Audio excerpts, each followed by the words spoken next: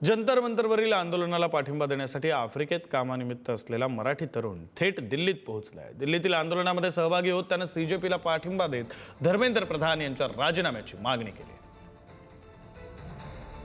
दिल्लीतल्या जंतर मंतर या ठिकाणी सुरू असलेल्या आंदोलनस्थळी आफ्रिकेतून एक मराठी तरुण थेट याच दिल्लीतल्या जंतर मंतर ठिकाणी पोहोचलेला आहे।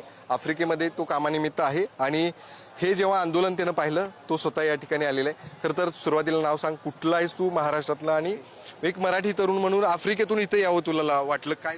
माझं नाव मयूर बाबूराव गवडी आहे। मी जळगाव जिल्ह्यामधील जामनेर तालुक्यामधील रहिवासी असून मी ईस्ट आफ्रिकेमध्ये टांझानियामध्ये माझा बिझनेस करतो आणि तिथे एका कंपनीमध्ये काम पण करतो। हे टी व्हीवर सगळं बघत असताना मनाला खूप वेदना होतात, कारण इथं जे प्रोटेस्टसाठी जे आपल्या देशाचं भविष्य रस्त्यावर उतरलेलं आहे आणि त्या जर रस्त्याचं आपले विद्यार्थी देशाचं भविष्य जर आपल्या पंतप्रधानांना सोनम वांगचुक साहेब त्यांना जबरदस्तीने इथून घेऊन हॉस्पिटलला घेऊन गेले, म्हणजे आपला देश एक प्रकारे हुकुमशाहीकडे चाललेला आहे। काय तू इथली परिस्थिती बघितलेली आहेस, काय तुला इथं दिसते?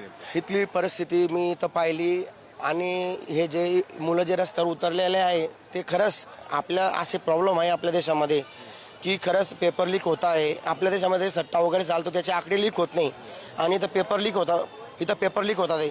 मुलं इथं उपाशी झोपलेले आहे, पण त्यांना आपल्या भारतामध्ये जनता, दिल्लीमध्ये जनता सपोर्ट करत आहे, त्यांना जेवण वगैरे पाठवत आहे। एवढ्या गरमीमध्ये मला इथं एवढी गरमी होते तर इथं माणूस 5 मिनटं पण उभं राहू शकत नाही। ते मुलं इथं ऑलमोस्ट उन्हामध्ये 2 हप्त्यापासून प्रोटेस्ट करत आहेत। हे खूप चुकीची गोष्ट आहे।